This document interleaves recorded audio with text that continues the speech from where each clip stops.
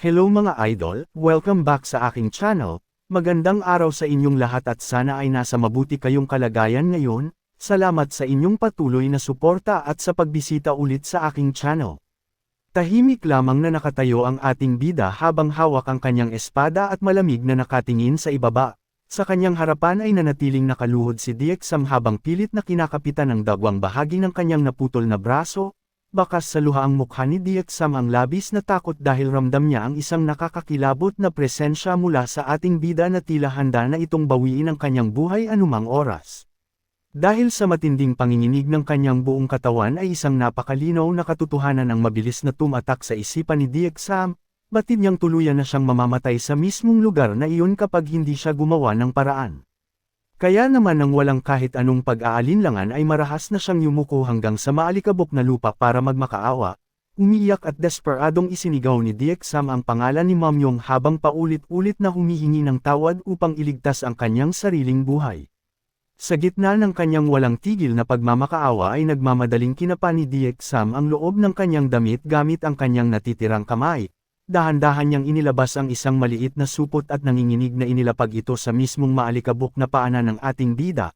Kasabay ng pagtulo ng kanyang mga luha ay pautal-utal niyang inamin na alam niyang hindi kailanman magiging sapat ang laman niyan upang mabayaran ang lahat ng pang-aaping ginawa niya rito noon, ngunit dahil iyon na lamang ang tanging pag-aari na natitira sa kanya ngayon ay puno ng desperasyon siyang nagmakaawa na tanggapin sana ito ng ating bida at tuluyan na siyang patawarin.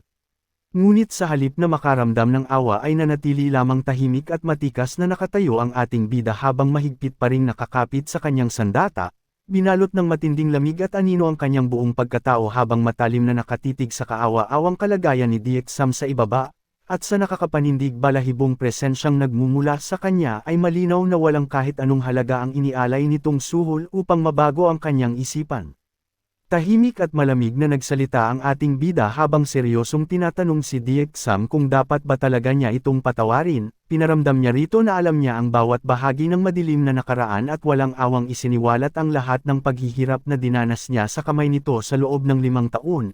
Walang gatlang ipinamukha ng ating bida na sa mahabang panahong iyon ay halos hindi siya binibigyan ng maayos na pagkain o damit at ginagawa pa siyang panandaliang aliw sa tuwing gusto nitong manakit o maglabas ng galit. Dagdag pa niya ay sa halip na bayaran siya sa kanyang mabigat na trabaho ay patuloy lang siya nitong kinokotongan ng walang pag-aalinlangan, at ang pinakamasaklap sa lahat ay sa tuwing sinusumpong siya ng matinding sakit dahil sa kanyang baradong meridian ay walang awang tinatapakan lamang siya ni Diexam na naging dahilan upang tuluyan ng mabaon sa takot at kawalan ng pag-asa ang lalaking nakaluhod sa kanyang harapan. Samantala sa hindi kalayuan ay tahimik na pinagmamasdan ng isang grupo ng mga tao ang buong pangyayari sa loob ng kagubatan. Sa likuran ng kumpol na ito ay matikas na nakatayo ang isang misteryosong figure na nakasuot ng itim na kasuotan at malaking sombrero na nagtatagos sa kanyang mukha. Habang nakatutok ang kanyang paningin sa nagaganap na komprontasyon ay isang malalim na kuryosidad ang namuo sa kanyang isipan tungkol sa nakakagulat na pagbabago at kakaibang presensya ng ating bida. Sa kabilang dako ay nananatiling nakatutok ang matalim na titig ng ating bida na tila tumatagos sa kaluluwa ni Diexam, malamig at buong diin niyang idineklara na maaaring magkaiba na ang kanyang pagkatao ngayon ngunit hinding-hindi makakalimutan ng mismong katawang iyon ang lahat ng walang awang pananakit na ginawa ng kalaban sa nakaraan. Patuloy na naglalabas ng nakakakilabot na presensya ang ating bida habang malamig na ipinamumuka kay Diexam na walang kwenta ang isang paghingi ng tawad kung wala itong kalakip na sinseridad. Buong diin niyang idinagdag na kahit padagdagan nito ng pera ang suhol ay hindi nito kailanman mababago ang kanyang hatol.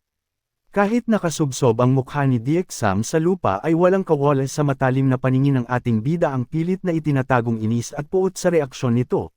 Sa sandaling ibunyag ng ating bida na nababasa niya ang tunay na nararamdaman ng kalaban ay tuluyang nanlaki ang mga mata ni Diexam at labis itong pinagpawisan sa takot. Ngunit bago pa man ito makapagsalita o makapag-isip ng panibagong palusot ay mabilis at walang pag-aalinlangang iwinasiwas ng ating bida ang kanyang espada. Sa isang malakas at mabilis na kumpas ay nagtalsikan ng dugo sa hangin habang walang awang tinapos ng ating bida ang pagmamakaawa ng kalaban dahilan upang tuluyan itong bumagsak sa maalikabok na lupa. Sa isang mabilis at malinis na galaw ay tuluyang pinutol ng ating bida ang buhay ni Diexam bilang kabayaran sa lahat ng pang-aapi at pang-iinsultong ginawa nito sa mahinang tulad niya. taglay ang seryosong mukha ay tahasan niyang ipinahayag na ang mga taong walang kakayahang managot sa sarili nilang martial arts ay kailanman hindi karapat-dapat na humawak ng isang espada. Ang mga salitang ito ay hindi nakaligtas sa pandinig ng misteryosong figure na nakasuot ng itim na sombrero na kanina papalihim na nagmamasid sa kanila mula sa kagubatan. Sa kanyang isipan ay labis siyang nagulat at napuno ng pagtataka dahil ang binitawang kataga ng ating bida ay isa sa mga sagradong prinsipyo ng Changqian Society. Dahil dito ay hindi mapigilan ng misteryosong karakter ang kanyang pagkamangha at matinding kuryusidad kung paano nalaman at ginamit ng ating bida ang doktrinang iyon na tila hindi naman inaasahan ng sinuman. Matapos ang madugong parusa ay tahimik na naglakad palayo ang ating bida at tuluyan ng iniwan ang walang buhay na katawan ni Diexam sa maalikabok na lupa, habang naglalakad ay saglit siyang napahinto at dahan-daang napatingala sa malawak at maaliwalas na kalangitan na tila kumukuha ng malalim na hininga matapos ang naganap na komprontasyon. Sa gitna ng katahimikang iyon ay seryosong nag-isip ang ating bida kung ano na ang susunod niyang hakbang. Batid niyang sa bago niyang sitwasyon ay wala siyang kahit anong koneksyon o kakilala na maaari niyang lapitan kaya naman kailangan niyang pag-isipang mabuti kung saan siya magsisimula. Kasabay ng kanyang malalim na pag-iisip ay biglang umalangaw ang isang malakas at nakakakilabot na sigaw mula sa malayo dahilan upang mabilis na lumingon ang ating bida. Mula sa kakahuyan na nababalot ng manipis na hamog ay nakita niya ang isang lalaking mabilis na tumatakbo palayo na tila may tinatakasan. Bakas sa pinagpapawisang mukha ng lalaki ang labis na takot at matinding pagkabigla habang desperadong sumisigaw at nagmamakaawan ng tulong. Sa tindi ng kaba at panginginig sa boses nito ay malinaw na may isang mapanganib na banta ang papalapit sa kanilang direksyon. Ngunit bago pa man tuluyang makalapit ang humihingi ng saklolo ay isang napakabilis na figurang nakaputi ang biglang sumulpot sa kanyang likuran. Sa isang iglap ay walang awang hiniwa ng kalaban ang likod ng lalaki dahilan upang marahas na sumirit ang dugo sa hangin habang isinisigaw nito ang pagdating ng mga demonyo. Bakas ang matinding gulat sa mukha ng ating bida nang masaksihan ang madugong pag-atake sa kanyang harapan. Nagngalit ang kanyang mga ngipin at nanlaki ang kanyang mga mata habang mabilis na pinoproseso ng kanyang isipan ang mapanganib na sitwasyong bigla na lamang sumiklab sa lugar. Kasabay ng pagbagsak ng biktima ay ang tuluyang pagkalat ng matinding takot sa buong paligid. Agad na nagpanik ang mga inosenteng tao at malakas na nagbabala sa lahat na tumakbo palayo upang iligtas ang kanilang mga buhay mula sa tinatawag nilang mga demonyo na walang awang pumapatay sa kanilang harapan. Sa gitna ng matinding gulo ay isang malakas na sigaw ang umalangaw mula sa mga nagpapanik na tao na nagbubunyag sa pagkakakilanlan ng mga umaatake. Ang pumatay ay isang misteryosong tauhan na nakasuot ng puting uniforme at may takip sa mukha habang nababalot ng isang madilim at nakakakilabot na aura. Agad na napansin ng ating bida ang natatanging berde sa dibdib ng kalaban na nagpapakita ng isang itim na araw na pinapatungan ng isang pulang buwan. Nang makita niya ito ay naging seryoso ang kanyang mukha dahil tahasan niyang kinumpirma sa kanyang isipan na ang markang iyon ay ang mismong simbolo ng mapanganib na Sun Moon Demon Cult. Habang patuloy na nagmamasid ay napansin ng ating bida ang isang nakakakilabot at maitim na enerhiya na umaagos mula sa katawan ng mga umaatake. Sa kanyang isipan ay nakilala niya agad ang pamilyar at masamang presensyang iyon bilang ang mismong demonic chi. Dahil sa nakakagimbal na pagtuklas na ito ay muling nagbalik sa kanyang alaala ang madugong nakaraan kung saan ibinuwis niya at ng buong Namchian Palace ang kanilang mga buhay upang tuluyang lipulin ang kultong ito. Labis na nagngalit ang kanyang mga ngipin sa tindi ng galit at pagtataka kung paanong nananatiling nakatayo ang mga demonyong ito sa kabila ng kanilang inaakalang sabay na pagkasira noon. Ngunit habang bumabalot ang puot sa kanyang dibdib ay patuloy namang dumadanak ang dugo sa kanyang paligid. Walang awang ipinagpatuloy ng mga nakaputing kalaban ang kanilang pagpatay habang malakas na isinisigaw ng isa sa kanila na harangan ang buong lugar upang siguruhing walang sinuman ang makakalabas ng buhay. Sa gitna ng patuloy na kaguluhan ay isang malakas na utos ang umalangaw mula sa isa sa mga kalaban. Pasigan itong inutusan ang kanyang mga kasamahan na harangan ang lahat ng daanan at hanapin ang sinumang nagtataglay ng Bar Adong Meridian. Nang marinig ang eksaktong utos na iyon ay agad na natigilan ang ating bida at naging maseryoso ang kanyang mukha, mabilis na tumakbo sa kanyang isipan ang posibilidad na siya ang mismong pakay ng mga demonyong ito. Kasabay ng paglilinaw ng sitwasyon ay unti-unting napahigpit ang hawak ng ating bida sa puluhan ng kanyang espada hanggang sa manginig ang kanyang kamao sa tindi ng galit. Hindi niya matanggap na nadadamay ang mga inosenteng tao para lamang sa misyon ng kulto. Buong pait niyang napagtanto na kahit kailan ay hindi pa rin nagbabago ang malupit na pamamaraan ng mga ito. Habang pinagmamasdan mula sa malayo ang patuloy na pamiminsala ng mga kalaban sa pasukan ng pasilidad ay tuluyan ng nabuo ang desisyon sa kanyang isipan. Tahimik ngunit matatag niyang binuo ang loob na hindi siya maaaring manatili na lamang sa gilid at panuurin ang madugong pangyayari sa kanyang harapan. Habang patuloy na naghahasik ng lagim ang mga miyembro ng kulto ay lalong tumitindi ang determinasyon sa isipan ng ating bida, lalo pa at batid niyang dapat ay matagal nang nabura sa mundong ito ang mga demonyong iyan, kaya naman sa halip na sumunod sa pagpapanik ng karamihan ay mahigpit niyang hinawakan ang kanyang espada at mabilis na tumakbo pasulong upang harapin ang panganib. Habang mabilis siyang sumasalungat sa agos ng mga tumatakas na tao ay agad siyang napansin ng isa sa mga lalaking naroon, puno ng takot at desperasyon itong sumigaw upang pigilan ang ating bida, at pilit na nagbabala na kailangan na niyang tumakbo palayo dahil paniguradong kamatayan lamang ang sasalubong sa kanya kung ipagpapatuloy niya ang daang iyon. Sa halip na magpatinag sa matinding babala ay tahimik na huminto ang ating bida sa kanyang paglalakad. Taglay ang kalmado ngunit matatag na paninindigan ay lumingon siya ng bahagya sa mga taong tumatakas upang ipaalala ang isang mahalagang prinsipyo ng isang mandirigma. Buong diin niyang sinabi na sa oras na humawak ka ng espada ay dapat alam mo kung kailan ang tamang pagkakataon para bunutin ito. Matapos magbitiw ng mga makabuluhang salitang iyon ay matapang siyang nagpatuloy sa paglalakad patungo sa mismong sentro ng kaguluhan. Naiwan na lamang na nakatulala ang mga inosenteng tao na nagtangkang pumihil sa kanya. At sa sobrang pagkabigla ay tanging ang pangalang Mamyong na lamang ang naiusal ng mga ito habang walang magawang pinagmamasdan ang paglapit ng ating bida sa tiyak na panganib. Walang pag-aalinlangang sumugod ang mga miyembro ng Sun Moon Demon Cult patungo sa direksyon ng ating bida habang mabilis na iwinawasiwas ang kanilang mga patalim. Habang papalapit ang mga kalaban ay ganap na batid ng ating bida ang kanyang malaking kahinaan dahil alam niya sa kanyang sarili na wala siyang kahit anong internal energy at masyado pang mahina ang kanyang kasalukuyang katawan, ngunit sa kabila ng patong-patong na limitasyong ito ay mahigpit niyang hinawakan ang puluhan ng kanyang espada at buong tapang na pinanindigan na hindi kailanman magbabago ang kanyang landas sa martial arts. Sa isang mabilis na galaw ay tuluyan na niyang hinugot ang kanyang sandata at matikas na pamwesto sa harapan ng mga sumusugod na demonyo. Makikita sa kanyang mga mata ang walang katulad na kumpiyansa habang buong pagmamalaking ipinapaalala sa kanyang sarili na sa kanyang nakaraang buhay ay siya ang kinikilala bilang ang Sword Emperor, at sa pagkakataong ito ay nakahanda na siyang iparamdam muli sa kanila ang lakas na matagal nang natutulog sa kanyang pagkatao. Samantala mula sa hindi kaliwang tagwan ay patuloy pa rin sa palihim na pagmamasid ang misteryosong figure na nakasuot ng itim na sombrero, tahimik nitong pinagmamasdan ang matikas na tindig ng ating bida sa ibaba na kasalukuyang nakikipagharap sa mga kalaban.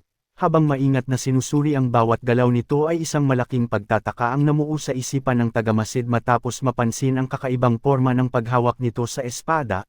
Agad niyang nakilala na ang posisyong iyon ay walang iba kundi ang sikat na stance of the three-talent swordsmanship, dahil dito ay labis siyang naguluhan sapagkat malinaw sa impormasyong nakarating sa kanya na ang taong sinusubaybayan niya ay hindi kailanman nag-aral o nakaranas ng kahit anong uri ng martial arts sa buong buhay nito. Dahan-daang itinaas ng ating bida ang kanyang espada sa tapat ng kanyang mukha at ibinuhos ang lahat ng kanyang isipan sa kanyang sandata. Mula sa kanyang matikas na tindig ay biglang sumabog ang isang matinding enerhiya na agad napansin ng misteryosong figure na patuloy na nagmamasid mula sa malayo. Labis itong nagulat nang makitang umiinit ang Deku Point ng ating bida na nagpapahiwatig ng isang pambihirang konsentrasyon. Hindi makapaniwala ang tagamasid na kaya nitong maabot ang ganoong kalalim na antas ng focus kung saan marahil ay hindi na nito nakikita pa ang mga mapanganib na kalabang nakapaligid sa kanya. Nanatiling kalmado ang ating bida at maingat na pinakiramdaman ang kanyang paligid habang mabilis na sumusugod ang mga miyembro ng kulto mula sa magkabilang direksyon. Sa kabila ng matinding panganib ay naging malinaw sa kanyang isipan ang bawat galaw ng mga kalaban kung saan eksaktong 3 ang papalapit mula sa kanyang kaliwa at 4 naman mula sa kanyang kanan. Nang tuluyan ng makalapit ang mga ito ay mahigpit niyang hinawakan ang puluhan ng kanyang espada gamit ang 2 kamay. Buong lakas at determinasyon niyang itinaas ang kanyang sandata upang buong tapang na salubungin ang nakakamatay na was-iwas ng naunang demonyo. Malamig na sinambit ng ating bida ang salitang heaven bago mariing itinakod ang kanyang paa sa lupa upang kumuha ng buwelo. Walang pag-aalinlangan niyang iwinasiwas pababa ang kanyang espada na mabilis na lumikha ng isang matalim at tuwid na guhit ng liwanag sa hangin. Ang mapanganib na atakeng iyon ay direktang humiwas sa kalaban na nasa kanyang harapan ng walang kahirap-hirap. Matapos ang napakabilis at nakakamatay na galaw ay magaan at kalmadong lumapag ang ating bida sa lupa na tila hindi man lang siya gumamit ng malaking puwersa sa kanyang ginawa. Matapos ang matagumpay na pagbagsak ng naunang kalaban ay walang inaksayang sandali ang iba pang miyembro ng kulto at sabay-sabay silang sumugod upang palibutan ang ating bida. Gamit ang kani-kanilang mga sandata ay mabilis at sabik silang umatake mula sa iba't ibang direksyon na tila nais siyang tapusin sa lalong madaling panahon. Ngunit sa halip na panghinaan ng loob ay nanatiling seryoso at pokus ang ating bida, sa isang kisap mata ay mabilis siyang sumalungat sa pag-atake at nagpakawala ng magkakasunod na was-iwas ng kanyang espada na halos hindi na masundan ng paningin, puro matatalim na guhit ng hangin at malalabong anino na lamang ang makikita habang maliksi siyang umiikot at humihiwa sa gitna ng labanan. Taglay ang kalmadong mukha at umaapaw na kumpiyansa ay walang kahirap-hirap niyang ipinamalas ang kanyang pambihirang husay sa pakikipaglaban upang tapatan ang lahat ng mga demonyong nakapaligid sa kanya. Habang patuloy ang mainit na sagupaan ay mariing nagngalit ang mga ngipin ng ating bida at buong lakas na sinambit ang salitang Earth, kasabay ng kanyang pagbigkas ay mabilis siyang nagpakawala ng isang malakas at paalang na was-iwas ng kanyang espada. Ang napakabilis at malawak na atakeng iyon ay walang awang umiwas sa mismong katawan ng mga miyembro ng kulto na sabay-sabay na sumugod sa kanyang harapan na tuluyang nagpatalsak sa kanila palayo. Ngunit hindi pa man humuhupa ang lakas ng kanyang atake ay isa pang kalaban ang mabilis na tumalon patungo sa kanyang direksyon. Gamit ang isang matalim at kurbadong espada ay buong dahas itong bumulusok pababa upang bigla ang atakihin ang ating bida mula sa itaas ngunit nanatili lamang matikas at handang-handa ang ating bida na harapin ang panibagong bantang ito sa kanyang harapan. Mabilis na sinalubong ng ating bida ang pabulusok na atake ng kalaban mula sa itaas. Taglay ang matalim na mga mata ay kalmado niyang sinambit ang salitang person bago tuluyang pakawalan ang isang napakabilis na ganting salakay. Sa isang iglap ay paitaas niyang iwinasiwas ang kanyang espada na may matinding puwersa at direktang humiwas sa katawan ng demonyong nakaputi habang ito ay nasa gitna pa ng himpapawid. Walang awang tumagos ang malakas na atake na nagdulot ng pagtalsak ng dugo mula sa nakamaskarang miyembro ng kulto. Matapos ang perpekto at nakakamatay na galaw na iyon ay buong gilas na tinapos ng ating bida ang kanyang kumpas na nananatiling seryoso at kalmado ang mukha na tila ba walang anumang kahirap-hirap na ibinagsak ang isa na namang banta sa kanyang buhay. Kasabay ng huling kumpas ng espada ay isang malakas na daing ng sakit ang umalangaw sa paligid. Tuluyan ng bumagsak ng paluhod sa maalikabok na lupa ang nakaputing miyembro ng Sun Moon Demon Cult habang patuloy na umaagos ang masaganang dugo mula sa malalim at nakakamatay na hiwa sa likuran nito.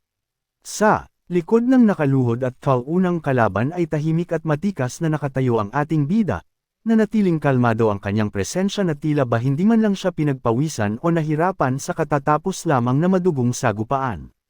Habang unti-unting nauubusan ng lakas ang dagwang kalaban ay bakas ang labis na gulat at matinding takot sa mga mata nito sa kabila ng nakatikip na maskara. Sa huling sandali bago tuluyang mawala ng malay ay hirap at puno ng desperasyon nitong naibulong na ang ating bida ay isang tunay na halimaw dahil sa ipinamalas nitong pambihira at nakakakilabot na lakas na samire sa kanilang hanay. Nanatiling seryoso at malamig ang tingin ng ating bida sa dagwang kalaban na nakaluhod sa kanyang harapan. Walang kahit anong bakas ng awa sa kanyang mukha habang mabilis at walang pag-aalinlangang iwinasiwas niya ang kanyang espada upang tuluyan ng tapusin ang buhay nito. Sa huling malakas na kumpas ay muling sumirit ang dugo sa hangin dahilan upang tuluyan ng bumagsak at mawala ng hininga ang miyembro ng kulto sa maalikabok na lupa. Matapos makasiguro na wala nang natitirang banta sa kanyang paligid ay tahimik na nanatiling nakatayo ang ating bida sa gitna ng mga nakakalat at dagwang bangkay ng mga kalaban. Taglay ang kalmado ngunit nakakakilabot na presensya ay mabilis at eleganteng iwinasiwas niya pababa ang kanyang espada upang ipagpag at linisin ang natirang dugo sa talim nito.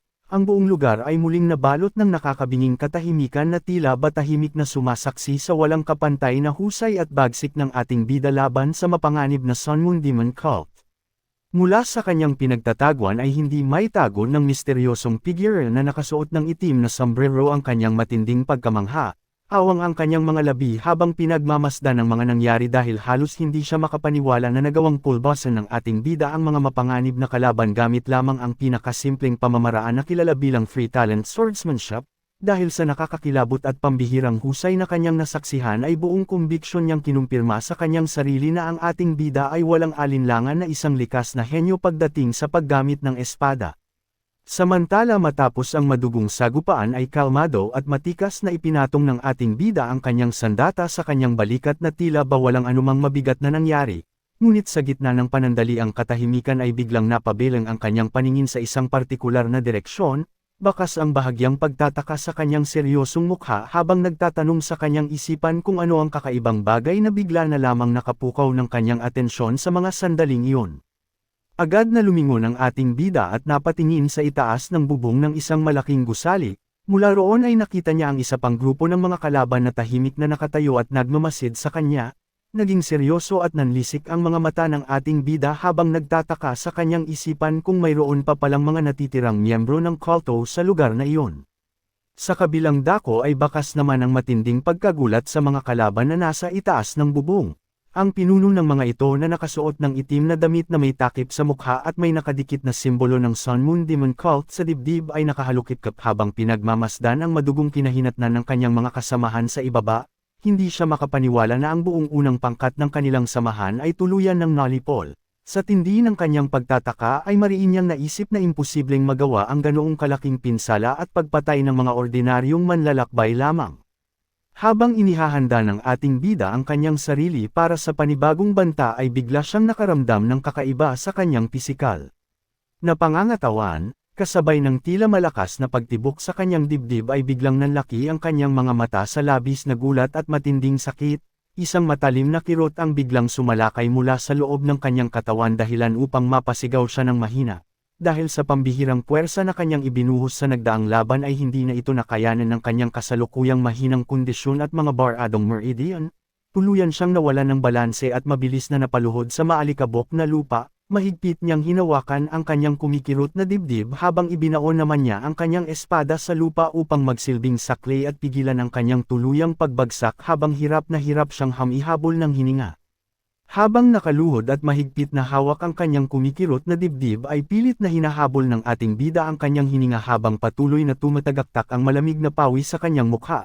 Sa gitna ng matinding paghihirap ay pilit niyang pinapaalalahanan ang kanyang sarili tungkol sa malaking limitasyon ng kanyang kasalukuyang pisikal na kalagayan dahil lubos niyang batid na ang katawang ito ay matagal nang nagdurusa mula sa mga Bar-adong Meridian. Lalo pang tumindi ang nakakapanghinang sakit dahilan upang tuluyang mapayuko ang ating bida habang nakakaramdam ng matinding panginginig at pamumulikat sa kanyang buong katawan. Sa kanyang isipan ay pait siyang nagreklamo dahil sa napakamaling pagkakataon pa umatake ang matinding pangingisay na ito lalo pa at may mga panibagong kalaban na nagmamasid at naghihintay sa kanyang paligid. Ngunit sa kabila ng pamimilipit sa sakit ay bigla siyang natigilan ng may biglaang mapagtanto tungkol sa kanyang nararamdaman, at labis na nagtaka kung ang mga nararanasan niyang pamilyar na sintomas sa mga sandaling ito ay posibleng nagpapahiwatig ng isang mahalaga at hindi inaasahang pagbabago sa loob ng kanyang mahinang katawan. Mula sa itaas ng bubong ay patuloy na pinagmamasdan ng mga miyembro ng kulto ang nahihirapang kalagayan ng ating bida na kasalukuyang nakaluhod sa ibaba. Sa gitna ng kanilang pagmamatsyag ay nagtanong ang isa sa mga tauhan sa kanilang pinuno na nakasuot ng itim kung ang taong iyon ba ang mismong pakay nila na nagtataglay ng 9 block Meridians. Matapos suriin ang sitwasyon ay agad namang kinumpirma ng pinuno ang hinala at tahasang sinabi na tugmang-tugma ang pisikal na kaanyuan nito sa target na kanilang hinahanap. Nang tuluyan ng makasiguro sa pagkakakilanlan ng kanilang pakay ay biglang nanlisik ang mga mata ng pinuno sa likod ng kanyang itim na maskara, kasabay ng paglabas ng isang nakakakilabot at mapanganib na pulang aura mula sa kanyang katawan ay malakas at madiin niyang inutusan ang kanyang mga tauhan na agad sumugod at hulihin ng buhay ang ating bida. Mabilis na tumalima ang mga tauhan sa utos ng kanilang pinuno, mula sa mataas na bubong ay sabay-sabay na tumalon ang tatlong nakaputing miyembro ng kulto patungo sa direksyon ng ating bida na kasalukuyan pa ring pinipilit labanan ang matinding kirot sa kanyang katawan. Hawak ng mahigpit sa himpapawid ang kani-kanilang mga matatalim at kurbadong espada ay mabilis silang bumulusok pababa upang isagawa ang malupit na paghuli, bakas ang nakakakilabot na pulang liwanag sa mga mata ng kanilang maskara habang agresibong sumasalakay. Samantala sa itaas ng bubong ay tahimik na nanatiling nakatayo ang pinuno na nakasuot ng itim habang seryosong pinagmamasdan ang pag-atake ng kanyang mga tauhan upang makasigurong hindi makakatakas ang kanilang pakay. Sa kabila ng nakakapanghinang sitwasyon na dulot ng kanyang Bar-adong Meridian ay muli na namang nahaharap ang ating bida sa isang napakabilis at mapanganib na atake na tila wala ng kawala.